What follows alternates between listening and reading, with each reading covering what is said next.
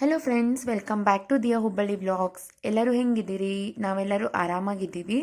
ಇವತ್ತು ಶನಿವಾರ ಆಗಿತ್ತು. ನಾನು ಬೆಳಗ್ಗೆಯಿಂದನೇ ವ್ಲಾಗ್ ಸ್ಟಾರ್ಟ್ ಮಾಡಿದ್ದೆ. ದಿಯಾಗೆ ಸಿಕ್ಕಾಪಟ್ಟೆ ಹಶ್ವಾಗಿತ್ತು. ಬೆಳಿಗ್ಗೆ ಬೇಗನೆ ಎದ್ಬಿಟ್ಟಿದ್ಲು. ಹಂಗಾಗಿ ಅವಳಿಗೆ ಮಾಲ್ಟ್ ಮಾಡಿ ಕೊಡ್ತಾ ಇದ್ದೆ, ಮಿಲೆಟ್ಸ್ ಮಾಲ್ಟು.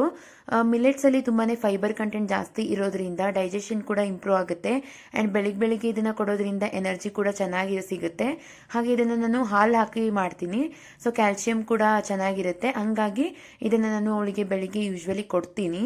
ಇಫ್ ಸ್ಕೂಲ್ ಇಲ್ಲ ಅಂತಂದರೆ, ಸ್ಕೂಲ್ ಇದ್ದರೆ ಅವಳಿಗೆ ತಿಂಡಿ ಮಾಡಿಸೇ ಕಳಿಸ್ಬೇಕು, ಇಲ್ಲ ಅಂತಂದರೆ ಹೊಟ್ಟೆ ಹಶ್ವಾಗಿಬಿಡುತ್ತೆ 2 ಅವರ್ಸ್ಗೆಲ್ಲ. ಹಂಗಾಗಿ ಹಾಗೆ ನಾನು ರೆಗ್ಯುಲರ್ ಆಗಿ ವ್ಲಾಗ್ಸ್ ಅಪ್ಲೋಡ್ ಮಾಡಬೇಕು ಅಂತ ಅಂದ್ಕೊಳ್ತಾ ಇದ್ದೀನಿ. ಬಟ್ ತುಂಬಾ ಬ್ಯುಸಿ ರೂಟೀನ್ ಇರೋದ್ರಿಂದ ಆಗ್ತಾ ಇಲ್ಲ. ಬಟ್ ಫಾರ್ ಶ್ಯೂರ್ ನಾನು ಈ ರೂಟೀನ್ಗೆ ಅಡ್ಜಸ್ಟ್ ಆಗಿ ವ್ಲಾಗ್ಸನ್ನು ಮಾಡ್ತೀನಿ ಅಂತ ಹೇಳ್ತೀನಿ. ಹಾಗೆ ಇವತ್ತಿನ ತಿಂಡಿಗೆ ನಾನು ನಮ್ಮ ಉತ್ತರ ಕರ್ನಾಟಕದ ಸ್ಪೆಷಲ್ ಜೋಳದ ವಡೆ ಮಾಡಬೇಕು ಅಂತ ಅಂದ್ಕೊಂಡಿದ್ದೆ. ಆ ರೆಸಿಪಿ ಕೂಡ ನಿಮ್ಮ ಜೊತೆ ಶೇರ್ ಮಾಡ್ಕೊಳ್ಬೇಕು ಅಂತ ಮಾಡ್ತಾ ಇದ್ದೆ. ಹಾಗೆ ಇಲ್ಲಿ ನಾನು 1.5 ಕಪ್ ಆಗೋಷ್ಟು ಗೋಧಿ ಹಿಟ್ಟು, 3/4 ಕಪ್ ಆಗೋಷ್ಟು ಜೋಳದ ಹಿಟ್ಟನ್ನು ಹಾಕ್ಕೊಳ್ತಾ ಇದ್ದೀನಿ. ಅಂದರೆ ಗೋಧಿ ಹಿಟ್ಟು ಎಷ್ಟು ತೊಗೊಂಡಿದ್ದೀರೋ ಅದರ ಅರ್ಧದಷ್ಟು ಜೋಳದ ಹಿಟ್ಟನ್ನು ಹಾಕ್ಕೊಳ್ಬೇಕು. ಹಾಗೆ 1/4 ಕಪ್ಪಷ್ಟು ಕಡಲೆಬೇಳೆ ಹಿಟ್ಟನ್ನು ಹಾಕ್ಕೊಳ್ಬೇಕು. ಹಾಗೆ ಇದಕ್ಕೆ ಸ್ವಲ್ಪ ಅರಿಶಿನದ ಪುಡಿ, ರುಚಿಗೆ ತಕ್ಕಷ್ಟು ಉಪ್ಪು, ಇದನ್ನು ಹಾಕ್ಕೊಳ್ಬೇಕು. ಹಾಗೆ ಇದಕ್ಕೆ ಒಂದು ಮಸಾಲ ರೆಡಿ ಮಾಡ್ಕೊಳ್ಬೇಕಾಗತ್ತೆ. ಅದಕ್ಕೆ ನಾನು ಒಂದು ಮಿಕ್ಸಿ ಜಾರ್ಗೆ 1 ಹಿಡಿಯಾಗುವಷ್ಟು ಕೊತ್ತಂಬರಿ ಸೊಪ್ಪು, ಹಾಗೆ ಒಂದು 4ರಿಂದ 5 ಹಸಿಮೆಣಸಿನ್ಕಾಯಿ, ಖಾರ ನೋಡ್ಕೊಂಡ್ಬಿಟ್ಟು ಹಾಕ್ಕೊಳ್ಳಿ. ಹಾಗೆ ಬೆಳ್ಳುಳ್ಳಿ ಮತ್ತು ಧನಿಯಾ ಕಾಳು, ಕೊತ್ತಂಬರಿ ಬೀಜ ಅಂತ ಏನು ಹೇಳ್ತೀವಿ ಅದನ್ನು ಹಾಕ್ಕೋಬೇಕಾಗತ್ತೆ. ಹಾಗೆ ಇದಕ್ಕೆ 1 ಸ್ಪೂನ್ ಆಗೋಷ್ಟು ಜೀರಿಗೆ ಹಾಕ್ಕೊಂಡು ಸ್ವಲ್ಪ ನೀರು ಹಾಕ್ಕೊಂಡು ಚೆನ್ನಾಗಿ ರುಬ್ಕೊಳ್ಬೇಕಾಗತ್ತೆ, ಸಣ್ಣ ಆಗೋ ರೀತಿ. ಯಾರ್ಯಾರಿಗೆಲ್ಲ ಇವಾಗ ಇಡ್ಲಿ, ದೋಸೆ, ಪೂರಿ ಎಲ್ಲ ತಿಂದು ಬೇಜಾರಾಗಿರುತ್ತಲ್ವ ತಿಂಡಿಗೆ, ಈ ರೀತಿ ಯಾವಾಗಾದರೂ ಒಂದ್ಸಾರಿ ಸ್ಪೆಷಲಾಗಿ ಈ ರೀತಿ ಬ್ರೇಕ್ಫಾಸ್ಟ್ ಮಾಡ್ಕೊಳ್ಳೋದ್ರಿಂದ ತುಂಬಾ ಚೆನ್ನಾಗಿರುತ್ತೆ, ತುಂಬಾ ರುಚಿಯಾಗಿರುತ್ತೆ.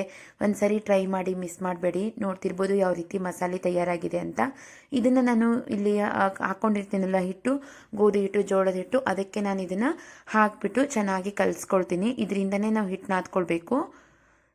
ಇದನ್ನು ನಾನು ಹಿಟ್ಟು ಮೇಲೆ ಹಾಕ್ಬಿಟ್ಟು ಕಲಿಸ್ತೀನಿ. ಯಾಕಂದರೆ ಮೆಣಸಿನ್ಕಾಯಿ ಇರುತ್ತಲ್ವ, ಕೈಯೆಲ್ಲ ಉರಿಯುತ್ತೆ ನಾದ್ಕೊಳ್ಳೋವಾಗ. ಹಂಗಾಗಿ ಸ್ವಲ್ಪ ಹಿಟ್ಟನ್ನು ಅದ್ರ ಮೇಲೆ ಹಾಕ್ಬಿಟ್ಟು ನಾದ್ಕೊಳ್ತಾ ಇದ್ದೀನಿ. ಡೈರೆಕ್ಟಾಗಿ ಅದನ್ನ ಟಚ್ ಮಾಡಿದರೆ ಸಿಕ್ಕಾಪಟ್ಟೆ ಉರಿಯುತ್ತೆ, ಮೆಣಸಿನ್ಕಾಯಿ ಖಾರ ಇರೋದ್ರಿಂದ. ಹಾಗೆ ಇದಕ್ಕೆ ಸ್ವಲ್ಪ ಬಿಸಿ ನೀರನ್ನು ಹಾಕ್ಕೊಳ್ಬೇಕು. ಅಂದರೆ ತೀರ ಸುಡುವಂಥ ನೀರಲ್ಲ, ಉಗುರು ಬೆಚ್ಚಗಿನ ನೀರನ್ನು ಇದಕ್ಕೆ ಹಾಕ್ಕೊಂಡ್ಬಿಟ್ಟು ಚೆನ್ನಾಗಿ ನಾದ್ಕೊಳ್ಬೇಕು. ತೀರ ಸಾಫ್ಟ್ ಕೂಡ ಆಗಬಾರ್ದು, ಹಾಗೆ ತೀರ ಗಟ್ಟಿ ಕೂಡ ಆಗಬಾರ್ದು. ಆ ರೀತಿ ನಾವು ಹಿಟ್ಟನ್ನು ನಾದ್ಕೊಳ್ಬೇಕಾಗುತ್ತೆ. ನೋಡ್ತಿರ್ಬೋದು ನೀವಿಲ್ಲಿ ಯಾವ ರೀತಿ ಕನ್ಸಿಸ್ಟೆನ್ಸಿಯಲ್ಲಿ ನಾನು ನಾದ್ಕೊಳ್ತೀನಿ ಅಂತ. ಈ ರೀತಿ ಚೆನ್ನಾಗಿ ನಾದ್ಕೊಂಡು ಇದು ಒಂದು 2ರಿಂದ 3 ಅವರ್ ಆದರೂ ನೆನಿಬೇಕು. ಕೆಲವೊಬ್ರು ಏನು ಮಾಡ್ತಾರೆ, ರಾತ್ರಿನೇ ಎಲ್ಲ ನಾದಿಟ್ಕೊಂಡ್ಬಿಟ್ಟು ಬೆಳಗ್ಗೆ ಮಾಡ್ತಾರೆ. ಬಟ್ ಸಮ್ಟೈಮ್ಸ್ ಇದು ನಾವು ಮಧ್ಯಾಹ್ನಕ್ಕೂ ಕೂಡ ಮಾಡ್ಕೊಳ್ಳೋದ್ರಿಂದ ಹಿಟ್ಟು ಕೆಡಬಾರ್ದು ಅಂತ ಹೇಳಿ ನಾನು ಬೆಳಿಗ್ಗೆನೇ ನಾದ್ತಾ ಇದ್ದೀನಿ. ಇದನ್ನ ನಾದ್ಬಿಟ್ಟು ನಾನು ಒಂದು 2 ಅವರ್ಸ್ ನೆನೆಯೋದಕ್ಕೆ ಬಿಟ್ಬಿಡ್ತೀನಿ. ಅಷ್ಟರೊಳಗಡೆ ಎಲ್ಲ ಕೆಲಸ ಮುಗಿಸ್ಕೊಂಡು ಬರೋ ಅಷ್ಟೊತ್ತಿಗೆ ಇದು ನೆಂದೋಗ್ಬಿಟ್ಟಿರುತ್ತೆ. ಅಷ್ಟೊತ್ತಿಗೆ ನಾವು ತಿಂಡಿ ಕೂಡ ರೆಡಿ ಮಾಡ್ಕೊಳ್ಬೋದು. ಅದಕ್ಕೆ ಮೇಲೆ ಸ್ವಲ್ಪ ಎಣ್ಣೆ ಸವರಿ ಮುಚ್ಚಿಟ್ಬಿಡ್ತೀನಿ. 2 to 3 ಅವರ್ಸ್ ಮಿನಿಮಮ್ ನೆನಿಬೇಕಾಗತ್ತೆ ಇದು ಹಿಟ್ಟು. ನಾನಲ್ಲಿ ಹಿಟ್ಟೆಲ್ಲ ರೆಡಿ ಮಾಡ್ಕೊಳ್ತಾ ಇದ್ದೆ. ಅಲ್ಲಿ ಇದೆಯಾ ಎಲ್ಲ ಟೇಬಲ್ ಎಲ್ಲ ಒರೆಸಿ ಕ್ಲೀನ್ ಮಾಡ್ತಾ ಇದ್ದಾಳೆ. ವೀಕೆಂಡ್ ಬಂದರೆ ಸಾಕು ಅವಳಿಗೆ ಕ್ಲೀನಿಂಗು, ಏನೇ ಕೆಲಸ ಹೇಳಿದ್ರು ಕೂಡ ಚೆನ್ನಾಗಿ ಮಾಡ್ತಾಳೆ. ಇವತ್ತು ಅಂತಾರಾಷ್ಟ್ರೀಯ ಹೆಣ್ಣು ಮಕ್ಕಳ ದಿನಾಚರಣೆ ಕೂಡ ಆಗಿತ್ತು, ಅದನ್ನೇ ನೆನೆಸ್ಕೊಳ್ತಾ ಇದ್ದೆ. ನೋಡಿ ದಿಯಾ ಇವಾಗ ಹೆಣ್ಮಕ್ಳು ಮನೇಲಿದ್ರೆ ಎಷ್ಟು ಚೆನ್ನಾಗಿ ಹೇಳಿದ ಕೆಲಸ ಎಲ್ಲ ಮಾಡಿಕೊಂಡು ನಮ್ಮ ಹಿಂದೆನೇ ಸುತ್ತಿರ್ತಾರೆ, ನಾವು ಹೇಳಿದ್ದನ್ನೆಲ್ಲ ಮಾಡ್ತಿರ್ತಾರೆ. ನನಗಂತೂ ಸ್ಯಾಟರ್ಡೆ ಸಂಡೇ ಬಂದುಬಿಟ್ರೆ ಇವಳು ಮಾಡೋ ಕೆಲಸ ಇರುತ್ತಲ್ವ, ನಂಗೆ ಅರ್ಧಕ್ಕರ್ಧ ಭಾರ ಕಡಿಮೆ ಅಂತಲೇ ಹೇಳ್ಬೋದು. ಬಿಕಾಸ್ ಈ ಸಣ್ಣ ಪುಟ್ಟ ಕ್ಲೀನಿಂಗ್ ಒರೆಸ್ಕೊಳ್ಳೋದು ಇದೇ ಬೇಜಾರಲ್ವ ನಮಗೆ. ದೊಡ್ಡ ದೊಡ್ಡ ಕೆಲಸ ಎಲ್ಲ ಮಾಡ್ಕೊಂಡು ಬಿಡ್ತೀವಿ. ಬಟ್ ಈ ಚಿಕ್ಕ ಚಿಕ್ಕ ಕೆಲಸನೇ ಮಾಡೋದಕ್ಕೆ ಸ್ವಲ್ಪ ಬೇಜಾರು ಮಾಡ್ಕೊಂಡು ಬಿಡ್ತೀನಿ. ಬಟ್ ದಿಯಾಗಿ ಹೇಳಿಬಿಟ್ರೆ ಸಾಕು, ಇದನ್ನೆಲ್ಲ ಕ್ಲೀನ್ ಮಾಡಿಕೊಡ್ತಾಳೆ. ಸೊ ನಾನು ಈಸಿಯಾಗಿ ಕಸ ಹೊಡೆದನ್ನೆಲ್ಲ ಕೂಡ ಒರೆಸ್ಕೊಂಡು ಬಿಡ್ಬೋದು.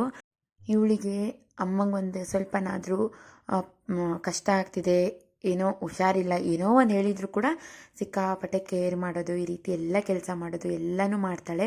ಅದೇ ಅಂದ್ಕೊಳ್ತಿರ್ತೀನಿ, ಎಷ್ಟು ಲಕ್ಕಿ ಇದ್ದೀವಿ ನಾವು. ಒಂಥರ ಇವಳು ಲಕ್ಕಿ ಚಾರ್ಮ್ ನಮಗೆ.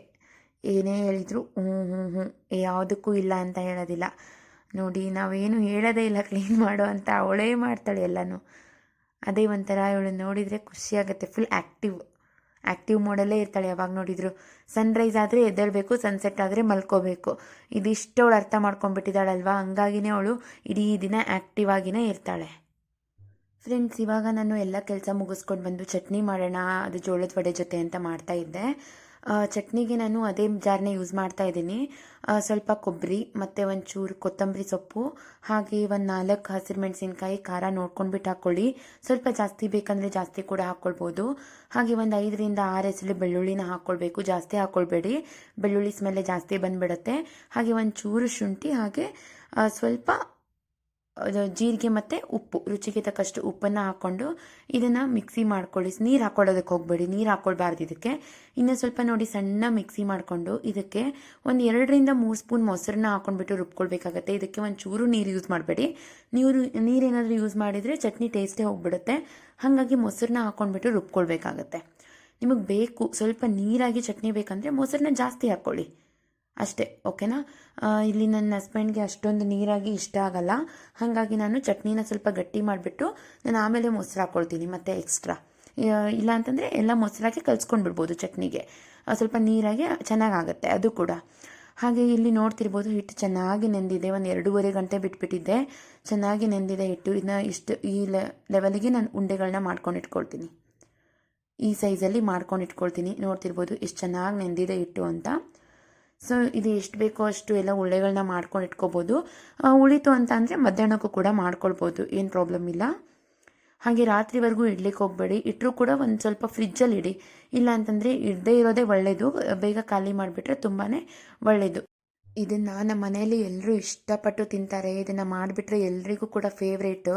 ಸೊ ಹಂಗಾಗಿ ಮಂತ್ಲಿ ಒನ್ಸ್ ಮಾಡ್ತೀನಿ, ಜಾಸ್ತಿನೂ ಮಾಡಲ್ಲ. ಬಿಕಾಸ್ ಎಣ್ಣೆಯಲ್ಲಿ ಕರೆದಿದ್ದಾಗಿರೋದ್ರಿಂದ ಪೂರಿ ಆಗಿರ್ಬೋದು, ಇದು ಜೋಳದ ವಡೆ ಆಗಿರ್ಬೋದು, ಏನೇ ಕರೆದಿದ್ದ ಐಟಮ್ ಇದ್ದರೂ ಕೂಡ ತುಂಬ ರೇರಾಗಿ ಮಾಡ್ತೀನಿ, ಅಷ್ಟೊಂದು ರಿಪೀಟೆಡ್ಲಿ ಮಾಡೋದಕ್ಕೆ ಹೋಗಲ್ಲ.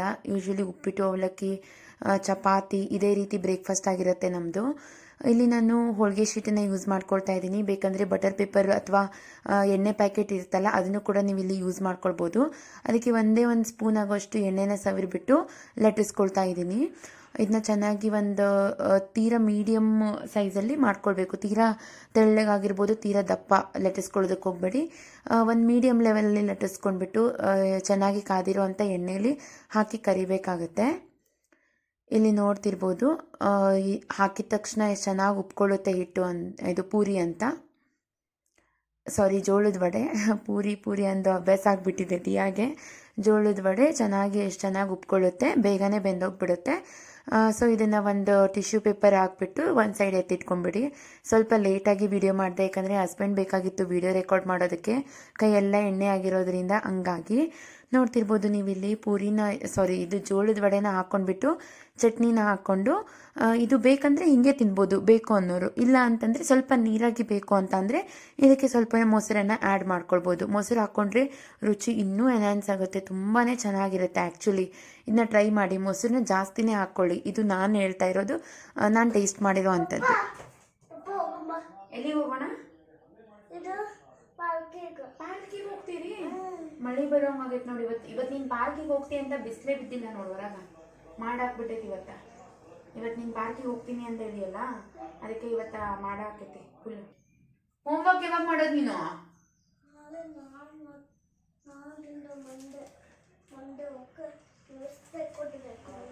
ಸರಿ, ಇದನ್ನೆಲ್ಲ ಕ್ಲೀನ್ ಮಾಡು ಬಂಗಾರಿ. ಸರಿ ನಡಿ ಬಾ. ದಿಯಾಗೆ ಇವತ್ತು ರಜೆ ಇತ್ತಲ್ವಾ, ಆಟ ಆಡೋದಕ್ಕೆ ಪಾರ್ಕಿಗೆ ಕರ್ಕೊಂಡು ಹೋಗ್ಬೇಕು ಅಂತ ಅಂದ್ಕೊಂಡಿದ್ವಿ. ಯೂಶ್ವಲಿ ಸ್ಯಾಟರ್ಡೆ ಸಂಡೇ ಬಂದರೆ ಸಿಕ್ಕಾಪಟ್ಟೆ ಬ್ಯುಸಿ ಆಗಿಬಿಡ್ತೀವಿ. ಅವ್ರ ಜೊತೆ ಎಲ್ಲೂ ಆಟ ಆಡೋದಕ್ಕೂ ಆಗ್ತಾಯಿಲ್ಲ, ಎಲ್ಲಿ ಕರ್ಕೊಂಡು ಹೋಗೋಕ್ಕೂ ಆಗ್ತಾಯಿಲ್ಲ. ಈ ಕ್ಲಾಸ್ ಸ್ಟಾರ್ಟ್ ಆದಾಗಿಂದ ಎಲ್ಲ ಕೆಲಸ ಸ್ಯಾಟರ್ಡೆ ಸಂಡೇ ಹಾಕ್ಕೊಂಡ್ಬಿಡ್ತೀನಿ. ಹಂಗಾಗಿ ಫುಲ್ ಬ್ಯುಸಿ ಆಗಿಬಿಡ್ತೀನಿ. ಅದಕ್ಕೆ ಅವಳ ಜೊತೆ ಆಟ ಆಡೋದಕ್ಕೆ ಟೈಮ್ ಸಿಕ್ಕಿರಲಿಲ್ಲ. ಹಂಗಾಗಿ ಹೋಗಿ ಬರೋಣ ಅಂತ ಅಂದ್ಕೊಂಡಿದ್ವಿ.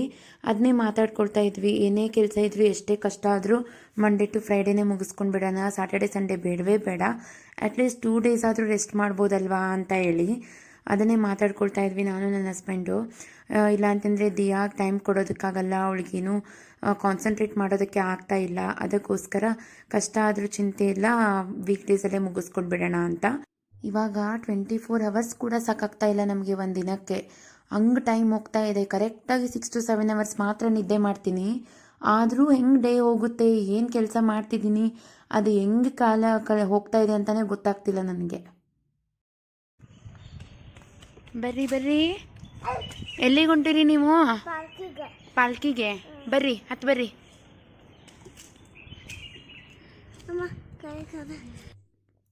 ಅವಳು ತುಂಬಾ ಸೆನ್ಸಿಟಿವ್ ಇದ್ದಾಳೆ. ಇವಾಗ ಯಾರಾದರೂ ಮಕ್ಕಳು ಜೋರಾಗಿ ಓಡಾಡೋದು ಹತ್ತೋದು ಇಳಿಯೋದು ಮಾಡ್ತಾರಲ್ವಾ, ಅವಳು ಹಿಂದೆ ಸರ್ಕೊಂಡು ನಿಂತ್ಕೊಂಡ್ಬಿಡ್ತಾಳೆ ಅವ್ರು ಫಸ್ಟ್ ಹೋಗಲಿ ಅಂತ.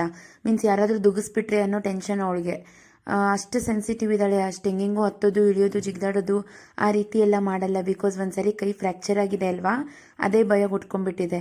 ಇವಾಗ ಒಂದು ಹುಡುಗಿ ಬಂದು ಜೋರಾಗಿ ಪುಷ್ ಮಾಡಿಬಿಡ್ತು ಹಿಂದೆಯಿಂದ. ಹಾಗಾಗಿ ಅವಳು ಬೇಡವೇ ಬೇಡ ಅಂತ ಬಂದು ಇಲ್ಲಿ ಕೂತ್ಕೊಂಡಿದ್ದಾಳೆ. ಮಕ್ಕಳು ಮನೇಲಿ ಆಟ ಆಡಬೇಕು ಅಲ್ವಾ. ನಾವೆಲ್ಲ ಚಿಕ್ಕವರಿದ್ದಾಗ ಎಷ್ಟು ಚೆನ್ನಾಗಿ ಉಸ್ಕಲೆಲ್ಲ ಹೋಗಿ ಆಟ ಆಡ್ತಾ ಇದ್ವಿ ಮನೆ ಕಟ್ಟುವಲ್ಲೆಲ್ಲ. ಬಟ್ ಇವಾಗಿನ ಮಕ್ಕಳಿಗೆಲ್ಲ ಅದು ಸಿಗೋದೇ ಇಲ್ಲ. ಹಾಗಾಗಿ ಪಾರ್ಕಿಗೆ ಕರ್ಕೊಂಬಂದುಬಿಟ್ರೆ ಒಂದು 15 to 20 ಮಿನಿಟ್ಸ್ ಅವಳನ್ನ ಮಣ್ಣಲ್ಲಿ ಆಟ ಆಡೋದಕ್ಕೆ ಕುಂದಿರಿಸ್ಬಿಡ್ತೀನಿ. ಈ ರೀತಿ ಮಣ್ಣಲ್ಲಿ ಆಟ ಆಡಿ ಎದ್ದು ಬಿದ್ರೇ ಒಂದು ಚೈಲ್ಡ್ಹುಡ್ ಅನ್ನಿಸ್ಕೊಳ್ಳೋದು. ಬಟ್ ಇವಳು ಬೀಳೋಕ್ಕೂ ಹೆದರ್ತಾಳೆ ಪಾಪ.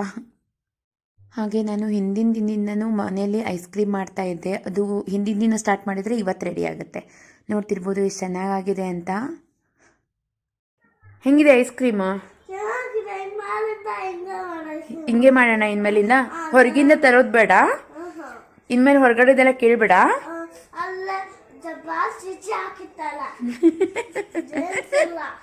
ಹೌದಿಲ್ಲ?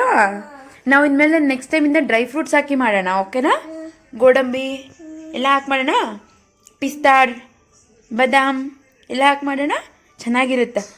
ಸೂಪರಾ? ಓಕೆಮ್ಮ, ಥ್ಯಾಂಕ್ ಯು. ಫ್ರೆಂಡ್ಸ್, ಇವತ್ತಿನ ಬ್ಲಾಗ್ ಇಷ್ಟೇ ಆಗಿರುತ್ತೆ. ಸೊ ನಾನಿವಾಗ ದಿಯಾಗ ನಿದ್ದೆ ಬಂದೈತಿ, ಹೋಗ್ಬಿಟ್ಟು ಅವಳು ಮಲಗಿಸ್ಬರ್ತೀನಿ. ಊಟ ಮಾಡಿಸಿ ಮಲಗಿಸ್ಬೇಕು. ಆಮೇಲೆ ಇವತ್ತು ಜಾಮೂನ್ ಮಾಡಬೇಕು ಅಂತ ಒಂದು 3 ಮಂತ್ಸಿಂದ ಪ್ಲ್ಯಾನ್ ಇತ್ತು, ಆಗಿರಲೇ ಇಲ್ಲ.